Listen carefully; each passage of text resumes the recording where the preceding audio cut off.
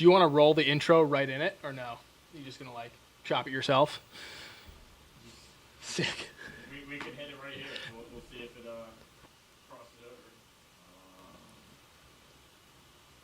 You guys were hitting. I don't see it. Factored in ketchup. We have to care about the agents. Screaming at a drag show, so Put it right on. Right. I'm like, okay, the pizza boxes. Right. So we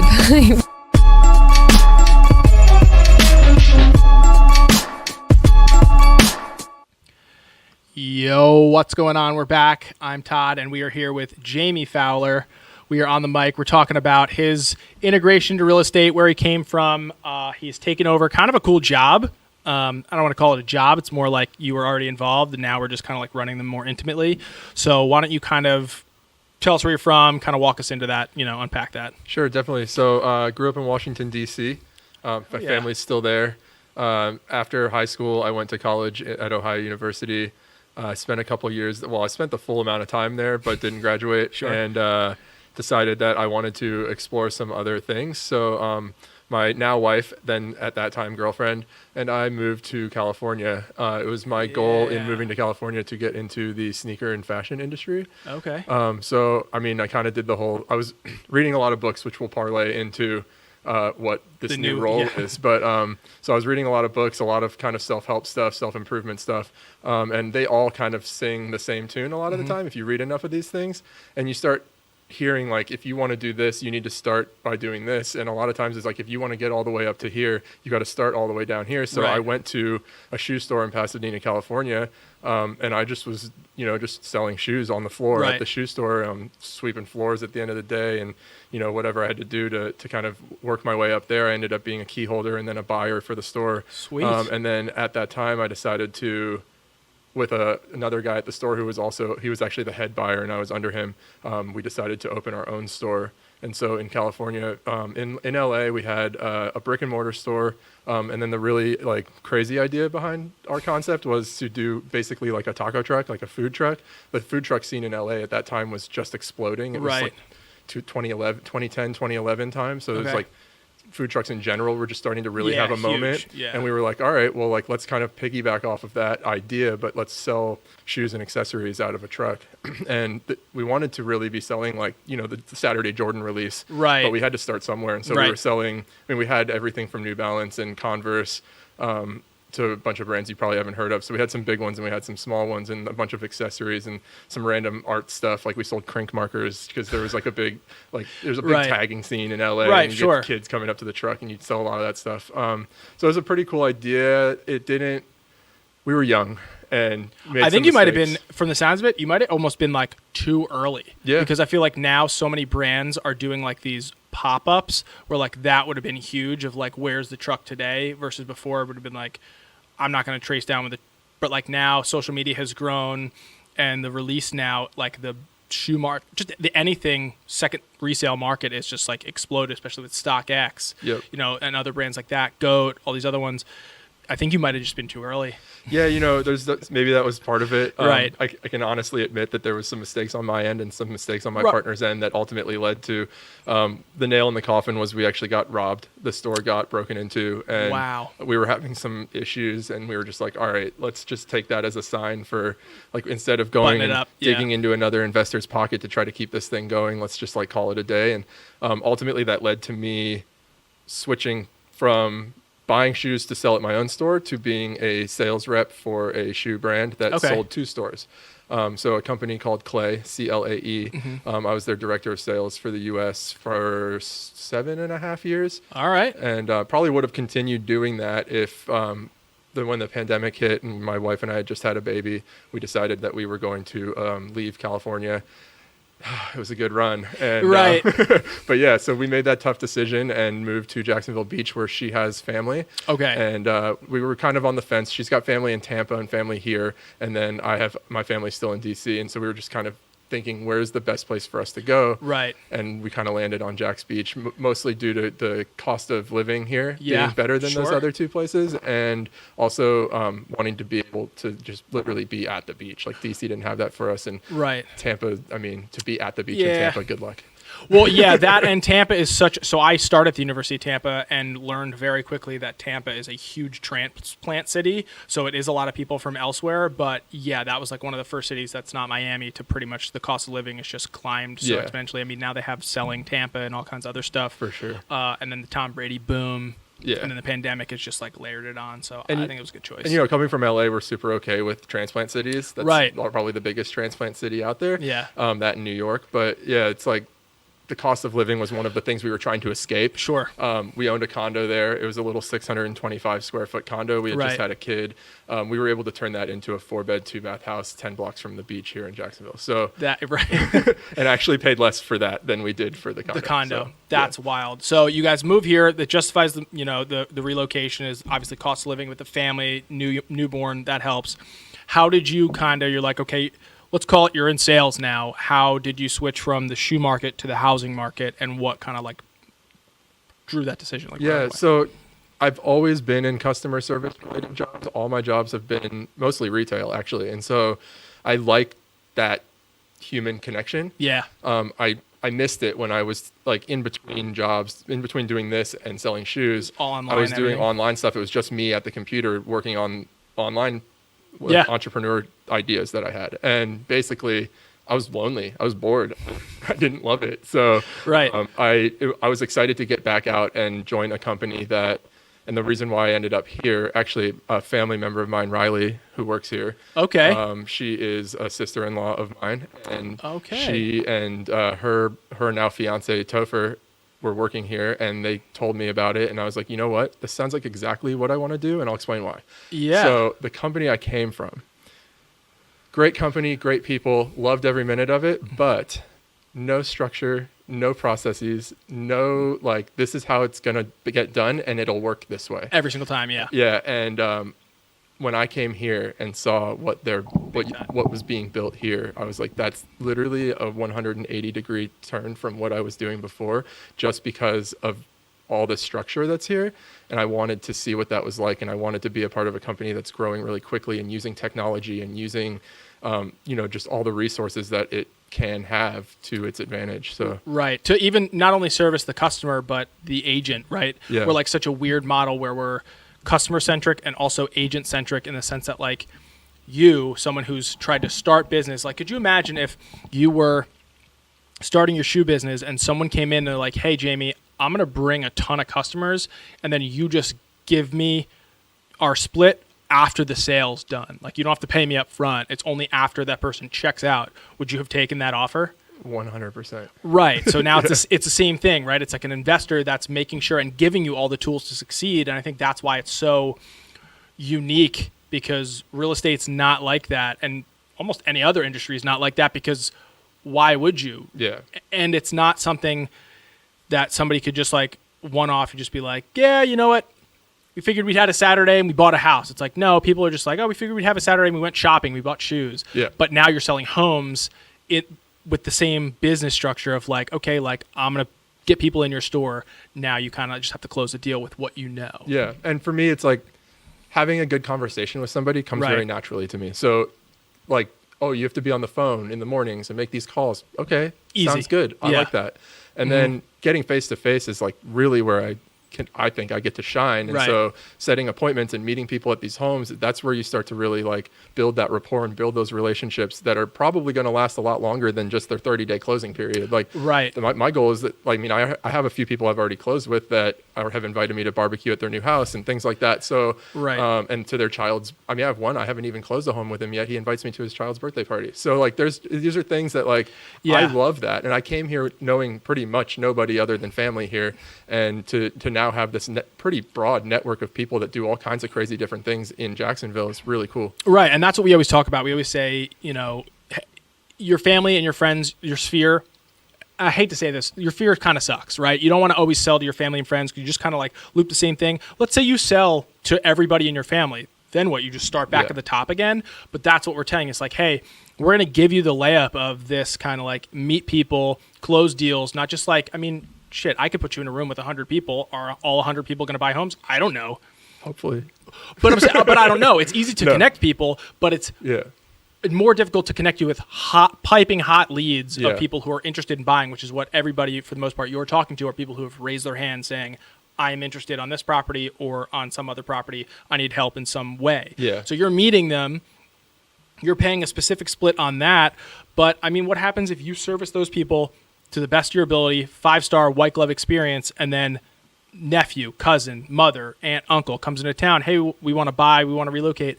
You got to use Jamie. It happens for sure. And I've only been here, this is my 9th month, and it's already happening. So this is, that's another one of the perks of being with the DJ and Lindsey team, Right. is that you get to build your business so much faster than if you were at brokerage X, Y, or Z. Right. If you go to brokerage X, Y, or Z, they tell you call your sphere, like we were talking about. I had no interest in doing that. First of all, I live in a city with no sphere. Right. So and secondly, I talk to those people anyway, and now I'm going to call them again and be like, so you want to buy a house now? Yeah. In a city you don't live in? And then again next week, like not doing that. Like I Yeah. want my sphere to like me. So Right, yeah. not trying to burn those bridges. For and sure. so it was a really important thing to me to go somewhere where you do get leads, and here such an abundance of them. Right. And it's just been such a good learning experience. Sure. And to be able to go from never selling a house and 9 months later to I've closed on 14 and I have 5 pending, one more coming in today, call it 6. But yeah, it's That's wild. Well, it makes sense too, as we jump back to being a fast learner, a dedicated learner. You've now taken on this role of heading up the Jacksonville Book Club because of the amount of hard work, trust, and I mean, they're always trying to reward the agents that go above and beyond. Yes, the successful ones too, that always is a perk, but it's somebody who's dedicating their time to either helping other people or just bettering themselves. So you just did your first one last week because we started at the beginning of April. What's the book we're reading now, and what are some kind of like key takeaways from either what's already been read or what you're looking forward to now that you kind of are in this role? Okay, so it's my first one officially as the head of book club in Jacksonville. Mm-hmm. I had helped out previously when we had a former agent here who was running it, and she would be out sometimes and I would step in. So I got my feet wet a little bit early on when I was still in mentorship, actually. But to take over and work with Adam in the St. Augustine office to try to make book club more valuable to our agents here is a really cool experience. Right. So with that being said, I think the book that we're reading right now, Atomic Habits by James Clear, I've read this book already. This will be I've read it, listened to it, and now I'm listening to it again. So really third time reading it. Gone through. It is probably one of the best books out there for self-improvement, and it really, really, really hones in on like making yourself better by 1% every day. Right. It's about small micro habits that you can change throughout your day, like little 1 minute, 2 minute things that you can do throughout your day that over time will have a huge impact on your life. And that can go either way. You can make bad 1 minute, 2 minute habits that send you spiraling in the wrong direction, and it compounds the wrong way, or vice versa. You make these little changes. Let's use the example. I think James clearly uses this example frequently, but let's make the example of you're trying to get back in shape. That's right where I was going to go with it too. Most people like to work out in the mornings. So how can you get yourself to the gym in the morning or to go for a run in the morning? You can't make a habit of being a runner, but you can make a habit of getting up, putting your running shoes on, and stepping out your front door.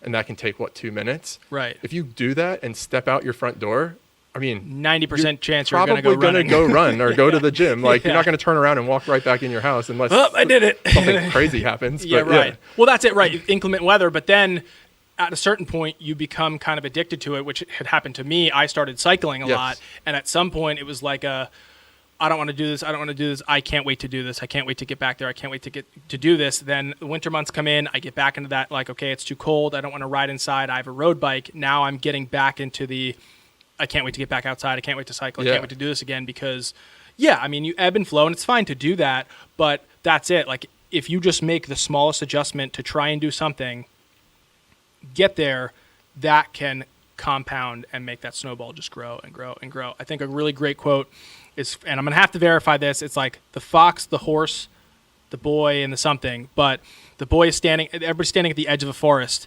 and the boy says, I can't see my way through to the other side, and the horse says, can you see your next step? And the boy says, yes. He goes, so then just take that.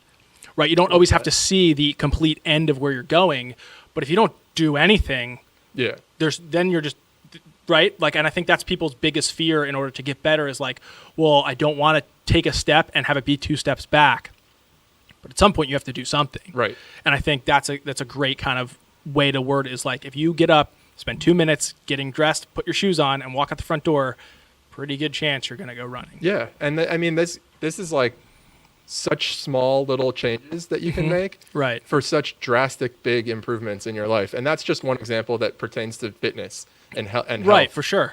You can do these things in all aspects of your life. Right. And so highly recommend this book. If anybody out there hasn't read it, definitely read it. Yeah, I definitely think we'll probably throw like a link in the bottom because I always forget this, but this is sponsored by Audible. Our podcast is sponsored by Nice. Audible. So we have a referral link that we'll throw down there somewhere.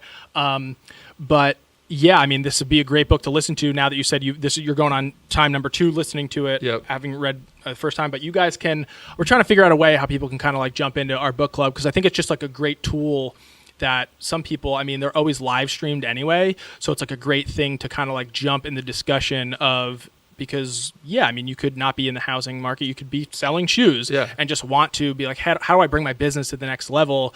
I want to be in a forum to communicate with people who have like-minded, Totally. of like growth, but I don't have anybody. I don't have a sphere. I've always read books, but I've never been in a book club. Right. Now that I'm in a book club, I get to really talk about the book. It's like being in English class when you're in high school. Right. You actually dive into these books and like really focus on each chapter. Well, and this time you don't care about the girl who's sitting next to you. You're like focused on the and actual you're book. actually reading a book you want to read. Right. Well, that too, right? Yeah. You're not reading like Shakespeare and you're like, honestly, I can't even understand half of this sentence, Yeah. so I'm not going to take the theme away.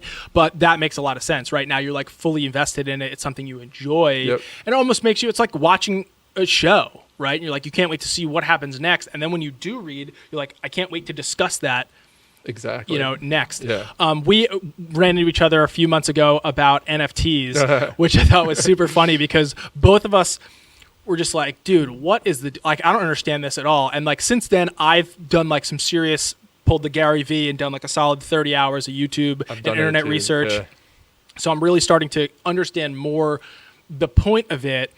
And I think it's more about like the blockchain and the transaction, and like the NFT is just kind of like this digital token that kind of allows that representation of like, I'm vested in whatever this is going to be next. Right. And that's what you just said is really what it is it's a way to take something small like a JPEG of a monkey and sell that for money to people that believe in the cause of what the bigger picture for that company is. Right. And so a lot of these are ways to raise capital to Big time. be able to do bigger things. So like, let's say you wanted to start a streetwear brand or something.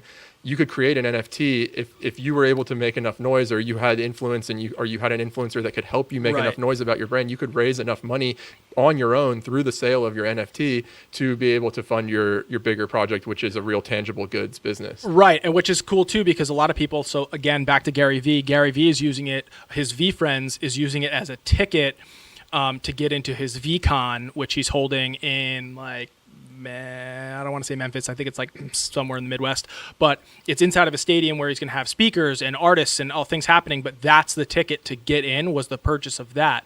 So now he at least projects it going into like, you have an NFT that's your only way you can eat in this specific restaurant. This is the way you get into this concert. This is the way you get into these Soho House, these things like that.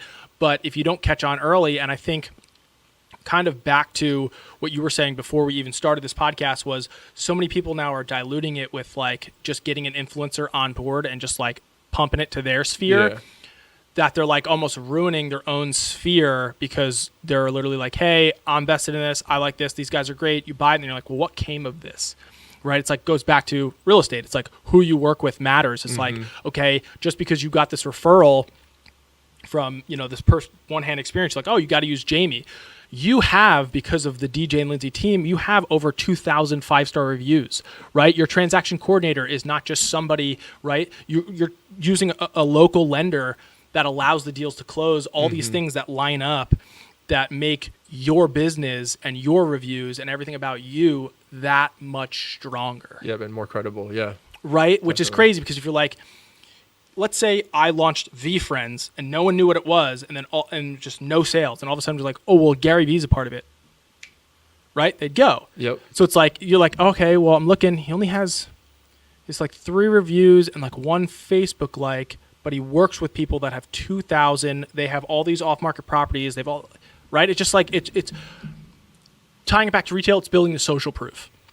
So a lot of brands and people don't understand. I'm sure you went up against it too. Anytime you sell something online, you're like, okay, well, I'm pretty much going to lose. My information's going to get hacked, right? Like you're just immediately, but it's the social proof of like, okay, like this dude's put in work. He's with this company, right? That's how it works. Yeah. And I'll use an example from last week. I was on shift. I got a phone call from a lady who wanted, and she told me I asked that lady for an experienced agent. I think she was talking about the person at realtor.com.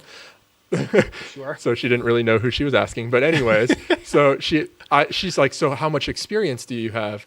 And, it's hard not to get a little bit hung up on that question when you've only been doing this for 9 months. Right. But the reality is if the average new agent does maybe 5 deals in their first year, and I've done 3 times that in 3/4 of a year. 3 years experience. I have 3 years experience, right? Hell yeah. So in 3/4 of a year. So I don't tell her I have 3 years worth of experience, but I tell her I have more than enough experience to help navigate her through this market. And we also have the experience of my mentors, DJ and Lindsey, the brokers, and the transaction coordinators who have done thousands of transactions. And so pretty much once you put it like that, there's nobody out there that wouldn't work with me or another agent on our team. Right, which I think is obviously in their best interests. But just coming from the outside space, I came from marketing just one-to-one agents, right, who hung it with, other brokerages.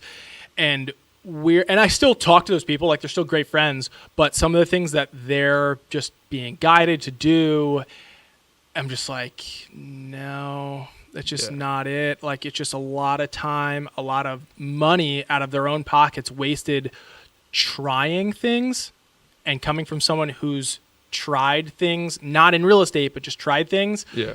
It's very frustrating, very discouraging, it's very easy to spend 2 minutes and have it snowball backwards than forwards. And I think that's what I love most about this place is in a community where you can find people who align themselves with the direction you want to go. Like, you are not the only young father in here trying to build a family and build wealth. Right. Just not, right? And to your point, like if I wake up, let's say I woke up this morning and I just wasn't in the mood today, which happens to people, right? Like you're not in the mood every day to go in and do a 50 to 100 phone calls and have all these conversations. It's a lot of work. And like, sometimes like maybe something didn't go right over the weekend. You lost an offer or two and you're not feeling it Monday morning. Right. When I get in here and I feel the energy of everybody else in this office, and this is why like being here in the mornings, I think is so important. Like I feed off of that. Yeah. And I very quickly don't remember how I was feeling before, and I'm on the phones having good conversations and I've moved on. Like, so that's tough to do from home, right? You wake up at home, you kick your coffee at home, you got your sweats on, you got this. I mean, think about how people felt during quarantine and now paint that as your career. Like, it sounds great until you're having 1 to 10 of those days back to back to back. Yeah. And it just day 1 gets to day 2 turns into day 5, and you're like, wow, I literally haven't done anything this whole week. Yep. I haven't talked to enough people. I mean, Tom Ferry goes on and on about it. He's like, if there's one thing you can do is just try and talk to as many people a day, whether they're interested in buying real estate or you're just trying to introduce yourself and talk to them, let them know who you are, get interested in what they're doing, finding out more about just whatever it is, and building that rapport. I think that's the biggest thing I've seen. I mean, I've sat in on some of Brett's classes. I'm sure you have been in them too. It's just like building the rapport over the phone with a cold internet lead is such a difficult thing to do. And we make it look so easy. You guys make it look so easy. Like I feel like I'm confident enough to pick up the phone and do it. I've never done it. So that's why I'm like, I could do that. Same way people like, I should have a podcast or I should have a television show. And then they get in front of the camera like, I'm Todd. Right? Yeah. Like, I mean, think about all the YouTube channels out there that don't go anywhere. Right. Yeah. Because people make it look so easy, and then people try and do it. And they're like, again, if it was easy, everybody would do it. And just, I think there's a tremendous amount of credit to you guys because, you can walk in the door and make a ton of money, but you have to show up and do all those things, which you were willing to do for your own company, and now you're willing to do for this company, and you're kind of reaping the rewards of it. Exactly. Yeah. Yeah, totally. Are you going to get back into the shoe game or what? Well, to be honest, I've sold most of my collection at this point. didn't want to keep moving 400 pairs of shoes every time I moved houses, and I also like they just end up deteriorating over time. Right. You can't wear them all, and That's so true. honestly, I just was ready to liquidate them and get rid of them, and Right. so the collection's much smaller these days. I still love shoes. I still stay on the game. I still talk to my friends in the industry. Okay.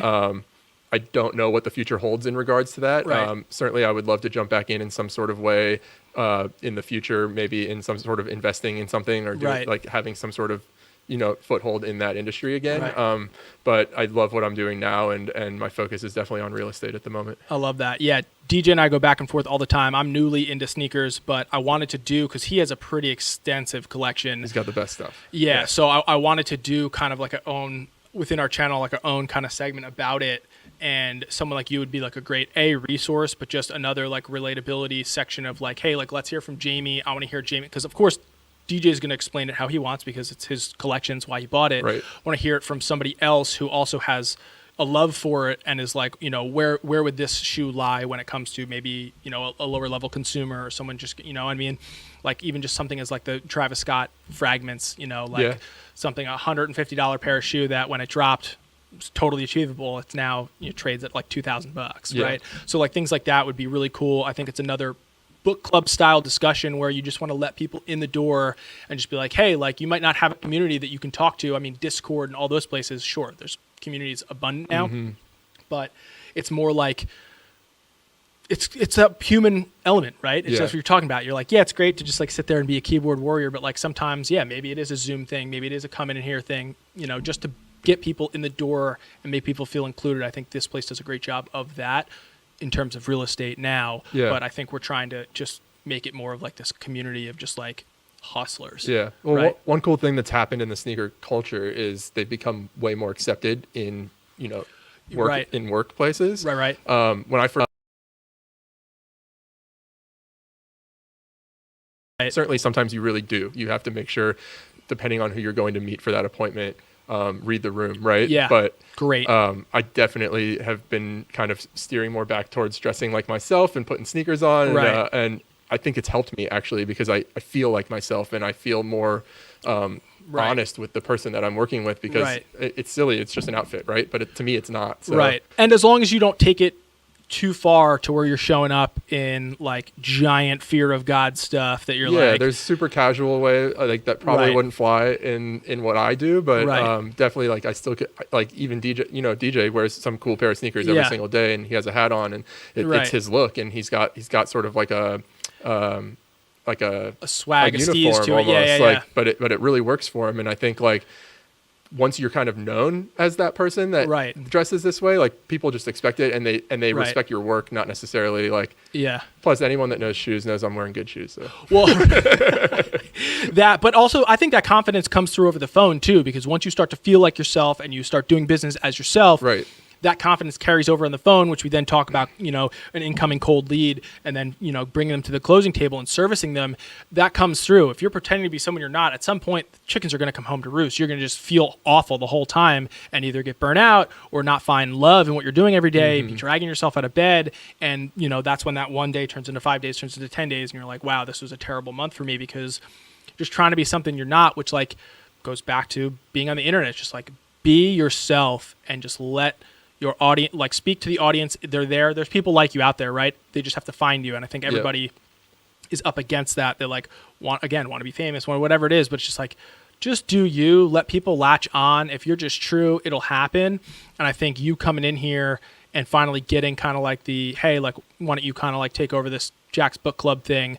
I mean, Matt said at first you were kind of like a little nervous about it, but like as soon as the discussion started rolling, it was just like you were back in your element, just absolutely loving it. I mean, listen, public speaking, don't have a lot of experience doing it. Right, yeah. A whole bunch of new eyes in front of me. Yeah.